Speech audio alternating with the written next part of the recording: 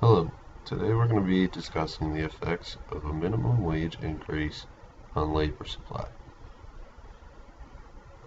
As your host, my name is Connor Ekstrom, and I hope you enjoy the video. So the first topic of discussion has to be the demand curve. So, as far as the demand curve goes, the quantity demanded here refers to the number of workers or units of labor that are demanded by the firms present in the market. A big thing to note about the demand curve is that it is inversely related to wage. What this means is, as the wage decreases, the quantity of workers demanded actually increases. And if we were to think about this graphically, all that means is the demand curve is then downward sloping.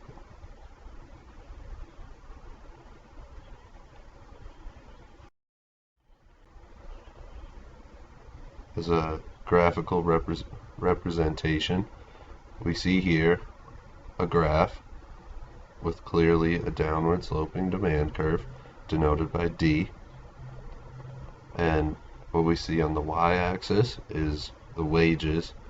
Here it's in pounds per hour, but that really can be any cost unit. And on the x-axis we see the quantity of labor. Now, reverting back to what we know about the inverse relationship between wages and quantity demanded, we look at this graph and we see where wages are high, the quantity demanded is pretty low. But as wages decrease, we see that the quantity demanded actually increases, holding true to the downward sloping nature of the demand curve. Next is the supply curve. Now, supply curve is a linear line in this sense that you're going to see here, but it is kind of, you can think of it as the opposite of the demand curve. So, the quantity supplied refers to the number of workers or units of labor that are present in the market, but what now we have to think of as opposite is the supply curve is actually directly related to wage. So, what this means is that as wages increase, the quantity supplied of workers does as well. Thus, thinking about this graphically, we see that the supply curve is going to be upward sloping as opposed to the downward sloping demand curve.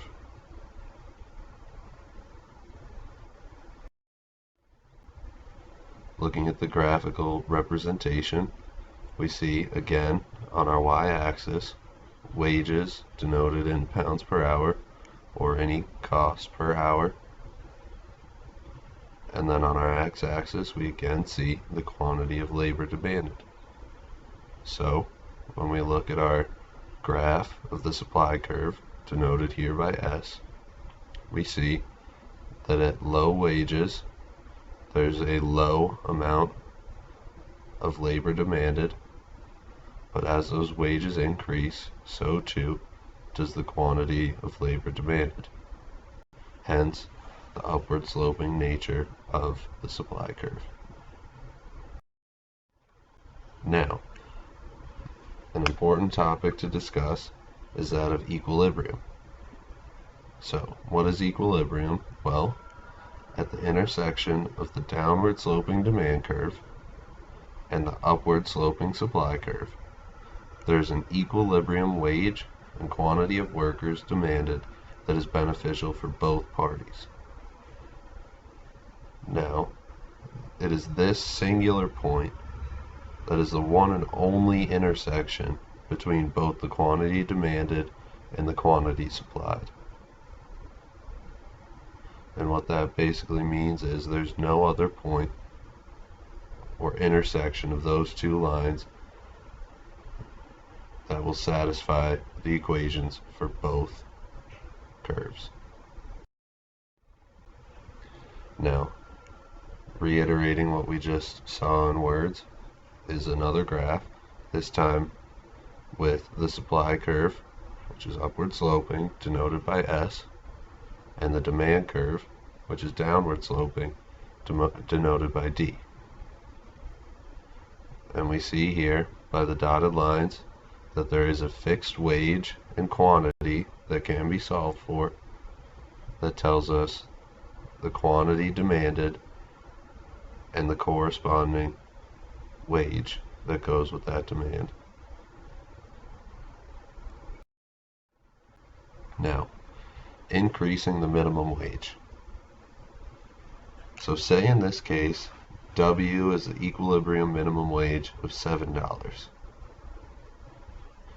So this equilibrium wage again is the intersection of the red demand curve denoted by D and the blue supply curve denoted by S.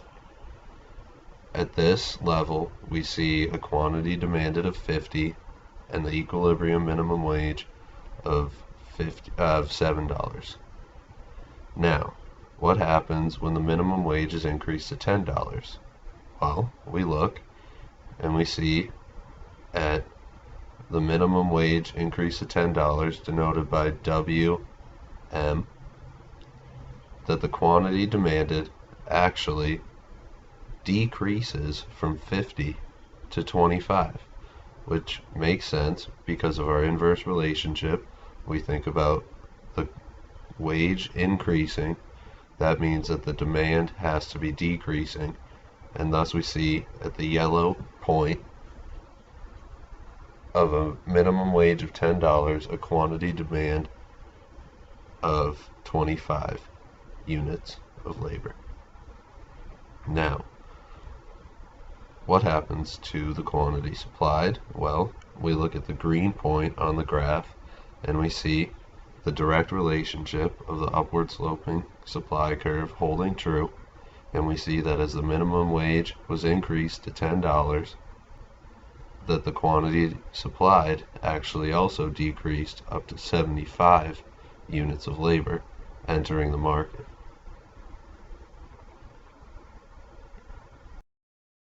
Now, as a result of the minimum wage increase, Q decreases to what we see denoted as QD, which is the quantity demanded, meaning that 25 people will no longer be demanded for work. Or you can think of this as, say, 25 people being fired. Additionally, the increase in minimum wage also corresponds to Q increasing to QS and an additional 25 people entering the labor force.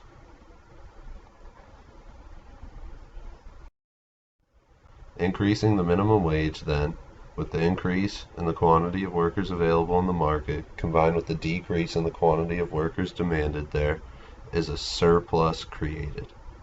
And this surplus is known as unemployment. And so, to conclude, as the minimum wage increases, so too does unemployment due to an increased labor supply and a decreased demand for labor.